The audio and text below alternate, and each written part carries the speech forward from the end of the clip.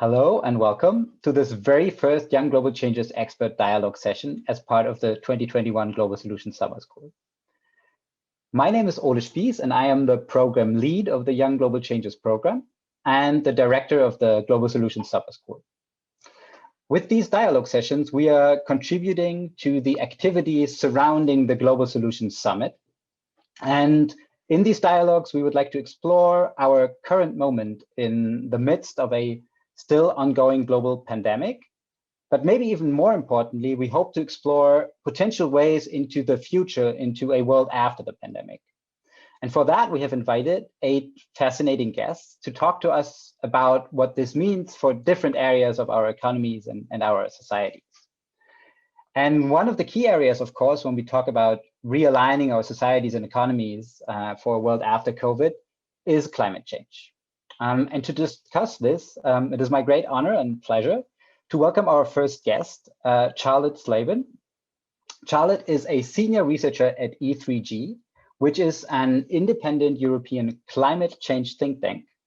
Charlotte works within E3G's sustainable finance team, and she focuses on the private sector and how to mobilize private sector actors and their investments to achieve climate goals. Welcome, Charlotte.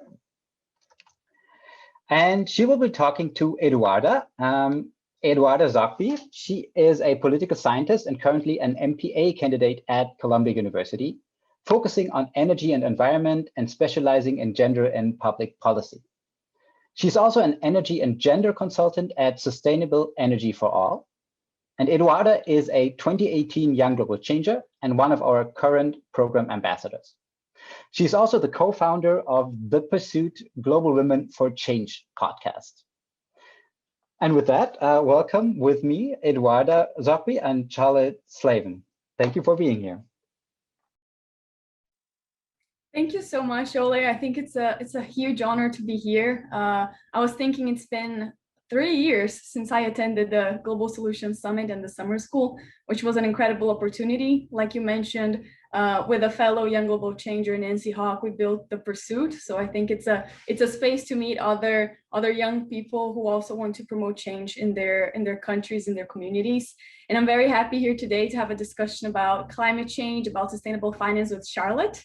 And maybe to kick things off, Charlotte, I will start by asking you, what is the current situation? So can the current COVID crisis provide an opening to gain momentum for more ambitious climate action going forward? What are your thoughts? Great. Thanks, Eduarda, and thanks, Oli, for the introduction. It's great to be here today, virtually. To your first question, Eduarda, I mean, I think the current situation, so the pandemic, the last kind of year and a half has really led to kind of unprecedented change at a global scale. Some people are talking about the pandemic as climate change sped up. We're seeing just complete disruption to everyday life and how we would go around sort of society, life normally across all aspects of life, whether it's looking at how education is being disrupted, at how, companies are going bankrupt, how just the mental health crisis. It's just unprecedented change and has really kind of changed the way in which we're thinking about what society does and what it can do.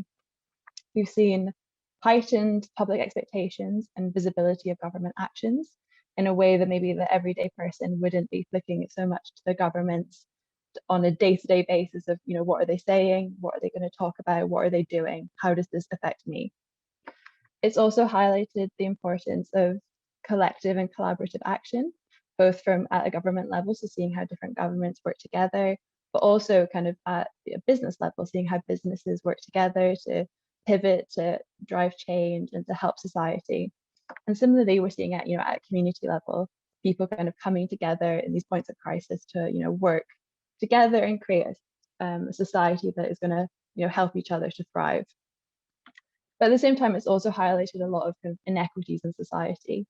We're seeing, vaccine apartheid. We're seeing, just a whole range of disadvantaged groups feeling the impacts of COVID much more than sort of any other groups.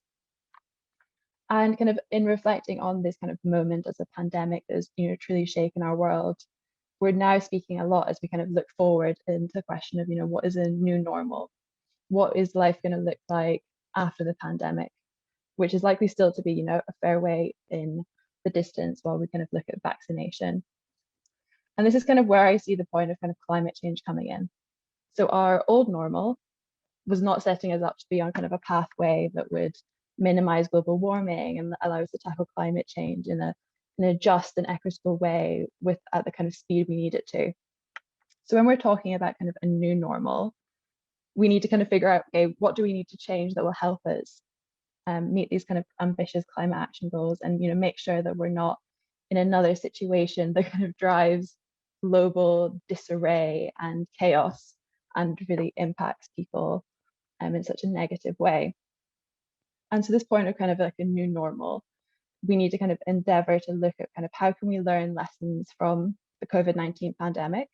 So how can we further kind of draw together and focus on collective action and collaboration to tackle climate goals and make sure that we're not seeing the negative impacts of climate change affect particular communities and not doing anything about it.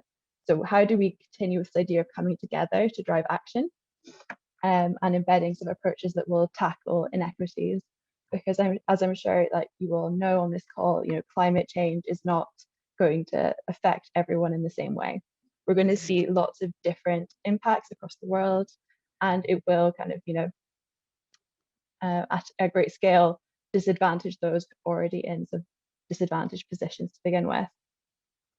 So to kind of wrap that up, I think this moment of revisiting and reassessing, how we operate as a society, what we want to go back to, is a kind of key moment to really embed tackling climate change and get on the right track to tackling the climate crisis. And I think, as we'll probably speak to in a bit, finance plays a big role in that, and as does the private sector, in similarly to the way it has in the COVID response. They're not actors that we can kind of ignore or expect them just to kind of go along with society. They need to be playing a very big kind of proactive role in defining what this like new normal looks like.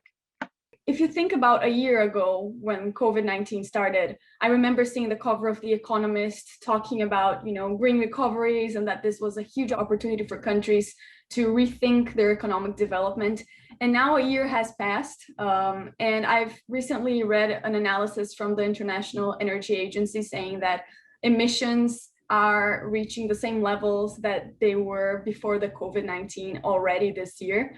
So it does scare me a little bit. And I think that for everyone that is listening to us, that maybe even though governments were very prone to make changes, that they're not implementing that correctly. So I was wondering, in your role nowadays, how are you seeing these changes in comparison to a year after COVID, and now with some of the economies going back to normal? What comes next?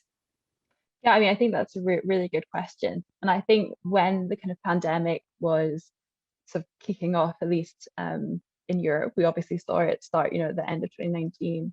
In Asia, there were lots of these questions about, how would that affect global emissions? So we're saying, okay, people aren't flying, you're not going on your transatlantic holiday. You're not, okay, so business travel has like rapidly decreased. People, are working from home, they're not working in offices. And all those kind of things are sort of changing, the usage of fossil fuels and things in different ways. So we kind of, I think, maybe expected, a year ago to be, okay, well, we'll see a great drop in emissions to do with flights, or it will change, how our energy used to do with buildings. But what's actually happened is we realize how much of like a small proportion of our global emissions those things represent. And also it's revealed some of the inefficiencies. So even while people weren't necessarily in offices for lots of last year working, the offices themselves continued to operate with like no one in them, but they were running all these computers and air conditioning for like not having anyone in them. So it kind of brings these questions about, how are we operating as a society, and is it efficient? And are we using these things efficiently? And are we directing our focus towards the right things? Obviously, flying is not great in terms of carbon emissions, but it's also a very small part of the grand picture of our emissions as like whole society.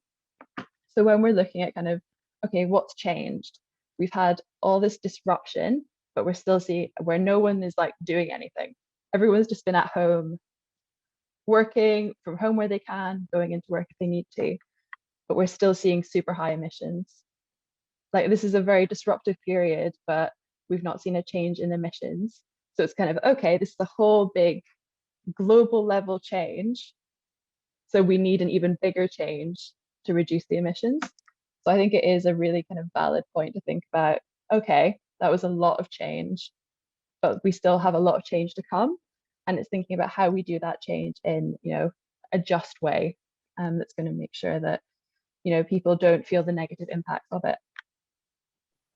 No, definitely. And then I think now it's a good segue to think about if we want to move forward with green recoveries, what is the role that finance plays?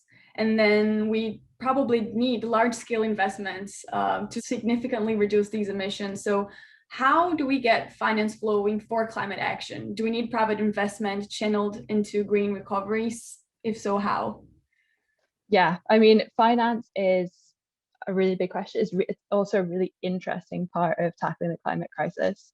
So for background, I joined E3G at the beginning of the year with a focus on sustainable finance. And before I did that, I worked as a sustainability consultant. So I worked with companies to try and get them to become more responsible and sustainable. It's very interesting, gave me lots of great insights into how you actually get these decisions through business. And one of the most important things is what they were being told to do by their investors, by private finance, by these financial institutions that were, investing in them and had therefore this interest in what they were doing about sustainability. So if an investor came to them and was like, we need to know what you're doing about your supply chain emissions, they would then be like, oh, okay, we need to really figure out what we're doing about our supply chain emissions. So like finance has a really big role to play in the private sphere in terms of driving change from other companies. But there's also a real need for finance in the context of a sort of better green recovery to also be coming from the governments. So we need to see climate action being embedded at the heart of domestic recovery plans. It can't just be that these recovery plans are focused purely on growth and economic recovery in a very traditional sense. It needs to be, as I was saying earlier, this point of reflection and change. So we need to see climate action embedded in these explicitly, and that these plans themselves are then backed up by financing plans for net zero commitments and for resilience. And also a vital part of the kind of green recovery from a financial perspective is ending public financing of fossil fuels. So we've seen great things coming out of the G7 environment ministers meeting this week around kind of putting a stop to public financing for coal, and some really strong messages from the COP26 presidency on kind of ending coal, and that being a kind of real moment for the year for countries to kind of get behind. And those kind of big scale decisions we will then see kind of like trickle down into the economy and into private finance as well. Another really interesting and important aspect of kind of moving sort of investment and capital to reduce emissions is also looking at how we get governments to provide climate finance to support green recoveries in developing countries. So making sure that even those kind of smaller countries that maybe don't have, the power or the scale of finance economic centers to kind of drive their own kind of green recovery are being supported in doing so by kind of more developed nations. And this is particularly important in relation to a commitment that was made by developed countries as part of the Paris Agreement, which is around scaling up climate finance to at least $100 billion a year. And we kind of need to see progress being made against that and how that relates to the green recovery. But as I was saying, private finance also has like a really important role to play in a green recovery. And I think we're starting to see that play out, particularly over the last year or so. So what we need to see from private finance to kind of get this green recovery and to get meaningful action on climate over the next few years is we need to see financial institutions making robust net zero commitments. So we need to see them having, near-term targets to be demonstrating, what are they going to do not just between now and 2050, but between, now and 2030. What are they actually going to do, and how are they decarbonizing their value chains and their investment portfolios? And as part of this, there's a real need for them to, explicitly say, what they're doing, and to demonstrate how they're trying to transition to sort of a low carbon economy. And kind of mirroring my point on the mobilization of finance from like developed countries to developing countries, that's also something we're looking to see from private finance. In addition to kind of making commitments about reducing their own emissions, we're also looking to see private finance make commitments for themselves to finance climate action and adaptation in developing countries. So making sure that this kind of, people say there's one, transitioning finance, so making finance greener, net zero, and there's also a piece which is financing the transition. So the flows of finance basically need to be kind of going all the way around as being green and also as funding green. But this isn't going to happen necessarily easily. It's something that we kind of have to work against decades of how the economic system has, prioritized just plain growth over kind of these greener aspects, or aspects concerned to like social aspects as well. So what we're probably going to need is some really strong signals from governments. So as I'm saying before, so as we were hoping for governments to put, climate action at the heart of their domestic recovery plans, they also need to then back that up with what the messages they're sending to private finance. So making sure that private finance knows that they're being like supported and encouraged to sort of make these less traditional, decisions to do with their portfolios, and making sure that there's regulation and financing strategies in place at a domestic level that will support private finance in making these like changes to kind of how they do business, essentially, because it will require change at such a scale. And I think we might go on to it a bit later, but we essentially need a whole of economic system change, which is not going to come easily and is a very complicated problem to try and solve, but one that we really need to if we're going to drive climate action at the scale we really need to.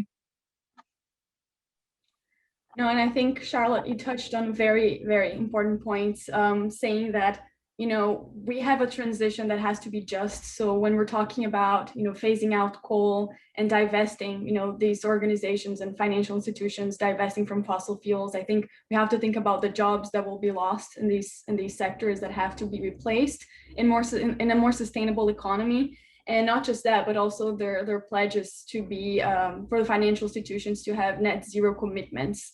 It's extremely important. And, in this context that you just described, that we need an economic system change, I wanted to transition to a question about BlackRock, because we heard that they, not just BlackRock, but other large scale investors are talking about making sustainability their new standard for investing.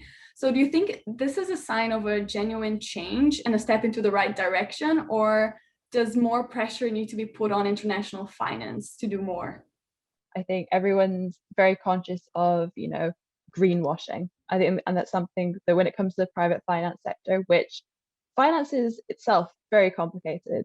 So for someone so completely external to the climate sphere and finance to understand, what does it mean if BlackRock's saying it's got a net zero commitment, or sustainability is its new standard? What does that mean in practice? Is a really useful and good question, and something that we definitely need to improve literacy of globally. So I think those kind of commitments from BlackRock and other kind of big investors, big banks, they are encouraging. They're a really positive step forward compared to where we were 2 years ago, 5 years ago, 10 years ago, where most mainstream financial institutions would not be saying these kind of things, would not be kind of going out and saying we're going to be net zero, we're going to do all this throughout our entire business. That would have seemed crazy, like we weren't just there. And I think, as I said before, these signals from financial institutions do send a really strong message, a really strong signal to the real economy, because of their kind of influence in the financial flows of all business. And so we had kind of earlier in the year the launch of the Glasgow Financial Alliance for Net Zero, which was launched at the Biden Climate Summit, which saw kind of 160 firms, the financial firms, come together under these alliances that were all aligned to the Race to Zero, which is a UN-led campaign about kind of setting robust net zero commitments, where institutions have to meet all these different requirements that the UN's kind of laid out. So all these 160 plus firms had made net zero commitments. This represented, in terms of like their assets, maybe over like $70 trillion worth of assets under management. And this is something that, gained a lot of kind of press coverage, both in terms of the positive steps forward, but also, okay, but what does that mean? They've made this net zero commitment, they're being like lots of claps for it, but what does it mean in practice? And I think that kind of brings us to the point of, do they need more pressure? And the answer is yes, they do need more pressure, because we need to see them demonstrating the integrity of the commitments they've made. So they need to see, so what are you actually doing now? You've said you're going to be net zero by 2050. What does that mean in 2021? What does that mean in 2025? What does that mean in 2030? And how do we make sure that you're not just getting a pat on the back for making the commitment, but you're held to account for delivering the commitment and making sure that it is, robust, and that how you're doing it is in a way that is benefiting society. So the questions there come around the use of offsets. What offsets are you using? When are you using them? And how does that kind of fit into these claims you're making? So I think what we'll really need to see over the next few years is further kind of interrogation of the commitments. Obviously, it's great that they're making commitments, and we want to see more financial institutions making commitments to be net zero, to not fund any more coal, to be moving finance towards nature and things like that. Like, we want to see these kind of movements from the private finance industry, because they're really important in sending signals to the real economy, but also just to changing how our financial flows work at a global level. So something that my organization E3G is particularly interested in is the idea of publishing climate transition plans. So these are things that financial institutions, but also companies over time, would be required to kind of publish in their annual reports around kind of, okay, this is our net zero commitment, and this is our work we're going to be doing to transition to a net zero business. And this will include things about, how are they measuring and reducing scope 3 emissions? So the emissions kind of, further out of their control. So things in their sort of extended value chains and supply chains. And similarly, how are offsets being used? When are they being used? So or they would be like, okay, we've set these interim targets. So this is how much we're going to reduce our emissions by 2030, 2040, 2050. And I think these will be kind of really important to get to be able to compare what different financial institutions are doing and how fast they're moving relative to one another. Because it means very different if, one financial institution is saying sustainability is our new standard, and you can demonstrate that they've decarbonized this much. This is what they're doing in terms of offsets. Yet it all covers all of their scope 3, versus another organization saying the same thing, but having not really done very much. And I think that point you raised around divestment is a particularly interesting one when it comes to the financial sector. There's lots of concerns about stranded assets and the kind of need to work with these kind of high emitting sectors to help them transition as well. And I think that is important, because whilst there are lots of financial institutions that are saying sustainability is our new standard, that we really care about this and we are going to work towards it, there will also be other actors in the private finance space that don't care. And so the money will flow into these high emitting sectors like oil, gas, regardless if these kind of good ones divest. So it's thinking about how we kind of use the private finance sector and their influence to get the whole of economy to transition to a low carbon future. So I think that the main crutch is, it's great for you to be saying that sustainability is the new standard and that you're making all these net zero commitments, but we need to see the evidence of it. And we need to keep on pushing private finance and all financial institutions to kind of be demonstrating, what they're doing to make the change. going back to the point you were making about, stranded assets and the influence that the private sector has, I was just thinking, how do you think this will play out during COP26? Because if you think about it, it's already the end of May. We're soon going to be in November in Glasgow. So from your perspective, how will the private sector and financial institutions show what they're doing to implement their net zero pathway? Yeah, I think that's a really good question. And I think, yeah, there's been a lot of talk over the last few weeks about this 6 months to go moment until COP26, and it being kind of a reset in terms of, okay, now we really need to stamp up ambition. I think particularly with the conference having been delayed last year, there's a real need to kind of, get everyone on side, on board, and, building to a really kind of ambitious and, momentous COP26. There was an interesting quote I heard, I think it was from someone at the IMF, that like, this is the year 2021 that will, it will either revive or we'll lose the Paris Agreement. But we need to be seeing lots of progress in terms of ambitious NDC delivery and targeting, adaptation, mobilizing finance, things like finalizing the Paris rulebook. So I think COP26 itself will be, a really important moment. And I think there'll be lots of different thoughts about kind of what that will need to look like in terms of delivery and the commitments coming out of it. The messaging from the COP26 presidency around coal, I think over the last week has been seen as a big kind of moment in terms of, setting the stage of how ambitious they want the COP26 to be in November in Glasgow. In terms of what we need to see from finance, and specifically private finance, I think what's really important is the lead up to COP26. We need to be seeing kind of really strong momentum building behind kind of this ambitious need for action. So we will be wanting to see, more and more net zero, robust net zero commitments coming from the private sector, from private finance in the lead up to COP26, but also these commitments around other areas, so around coal, around commitments of financing for adaptation and resilience work in developing countries, because all of these kind of commitments coming from private finance and the financial sector, and also corporates more generally, is that they really apply pressure to governments that this is the way the world is moving.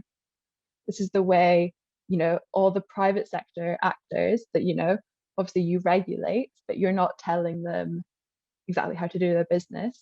This is what business is telling you, that this is the way we need to move.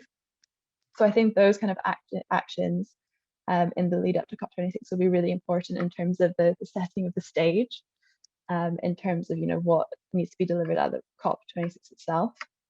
And I think similarly, what we'll need to see kind of in the lead up to COP26 is these other moments. So things like, the outcomes that are coming out of the G7 and the G20, I think will be really important in kind of setting the stage and getting everyone on the kind of the right place for the COP26 discussions.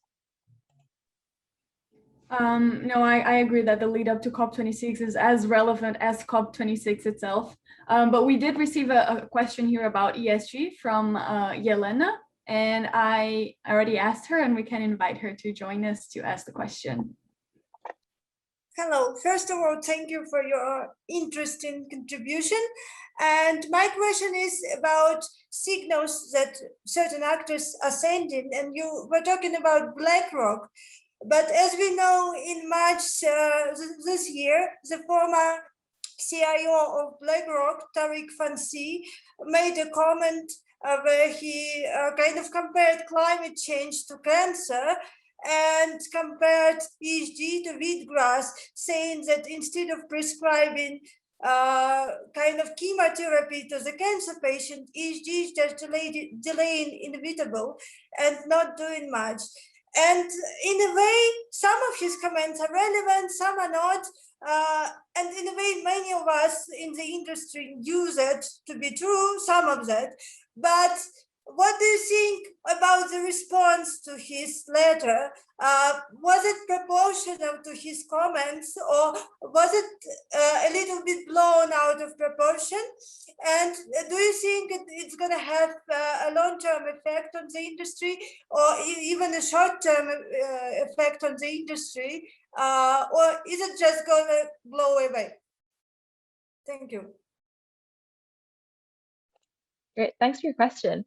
I think BlackRock's always interesting because it always is quite divisive in how people feel about what they're doing and what the various individuals involved are saying. In terms of the kind of ESG as being kind of wheatgrass in relation to cancer comments, I mean, I think it's always interesting to think about how much the kind of ESG lens in finance has delivered to date and the inadequacies of that. I think, as you'll know, so ESG, sustainability, responsibility, they're all words in the space of finance and also like corporate action more generally that, you know, they do kind of get thrown around a bit in terms of what they actually mean and what they mean in kind of practice when it comes to the actions of business and other actors. So I think there is a real need to kind of, you know, solidify what those terms mean and how they can then be used in a meaningful way to kind of drive action in the financial sphere. You know, I'm sure you'll have seen cases, or I feel that there was tons of articles last year about there was this ESG fund and they had, you know, oil in it, or they had tobacco in it and things. And, you know, it's not to date been, you know, a perfect solution in terms of, you know, having these sort of financial products that are, you know, completely sustainable or driving action on climate change. And I think that really underscores the point that we need to drive further action. And in some cases, I think there will be kind of a need for further sort of regulation and signals from governments about what green looks like. And I think that's where we're seeing lots of discussions about like the green taxonomies from various from the EU, the UK, Japan, other jurisdictions that are doing their own taxonomies this year. That I think there will kind of need to be this kind of solidification of what does ESG mean, what is green, what isn't green, and what can we reasonably expect it to deliver. So I think to wrap up, I mean, I don't think his comments will necessarily kind of derail the sector overall. I think there's a lot of momentum behind improving things and making things greener and sort of more likely to actually drive change on a kind of economic system level. Thank you, Charlotte, and thank you, Yelena, for the question. I have one more here, and I'm going to call out Muhammad to ask his question. My question is regarding the enforceability of the global agreements when it comes to climate change. We know that the G20 is pushing for global agreements such as the Paris Agreement, and many countries are buying into it. But when it comes to enforceability, it usually is not really followed up upon or associated with, let's say, specific penalties, and it basically goes back to the country's own objectives. We've seen that with the US as they dropped out of the Paris Agreement and then they went back again. So from your perspective, what do you think is the optimal choice of enforcing such agreements? And going into the deeper level of corporates, how do we get the buy-in from different corporations in different countries? Thank you.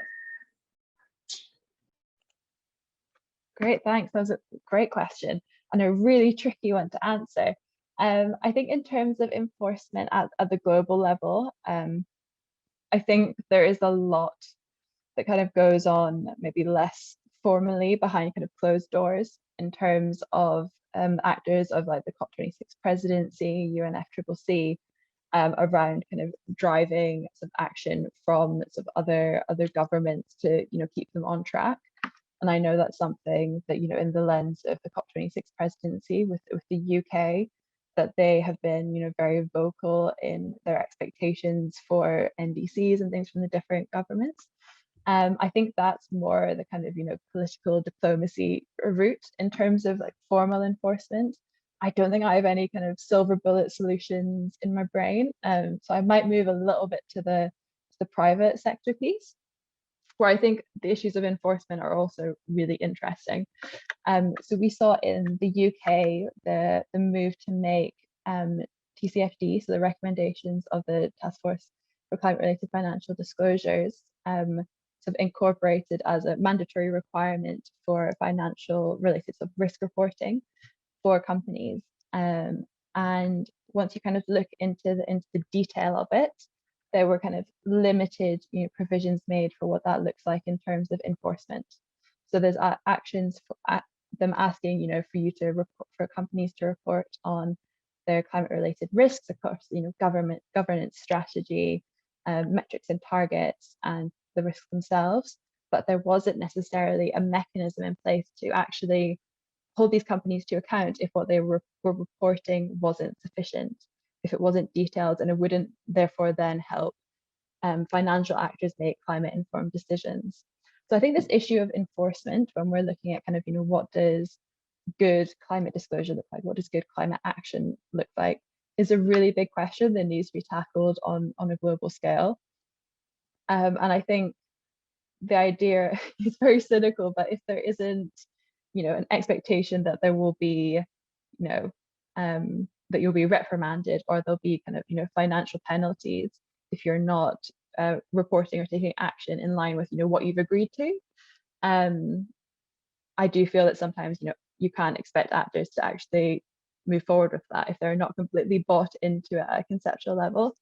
So I think the issue of enforcement across kind of all aspects of climate disclosure, climate goals, is a really big question. I think one will need to grapple with in the kind of the details, the nitty-gritty of it over the next 3 years, particularly as we look to kind of really scale up the speed of climate action that is required if we're going to reduce warming by as much as possible. In terms of, making the commitments more realistic from the Paris Agreement, one major hole, I think, for the Paris Agreement is the fact that it's a hybrid model. So it's not legally binding per se, which means that countries do not need to rectify it, in Congress, like they had to for the Montreal Protocol, which, in the climate community is seen as the big protocol for the environment that worked out, which was to reduce the hole in the ozone layer. So because it was legally binding and all countries had to, pass it as a bill within their own legislations, it was successful. And I have a very high esteemed professor here that believes that the Paris Agreement will not work out because it's not legally binding. So hopefully in the future, in the following COPs, we are able to create the rule book, which is one of the debates for the next COP, that may in some way find ways for countries to, approve legislation and that is legally binding. I'm going to maybe close this session and thank Charlotte for being here with us. It was a huge pleasure. And also remind everyone to stay tuned for the next session, where we'll be having a discussion on realigning data and technology. So thank you all, and let's keep the discussions going. Thanks, everyone.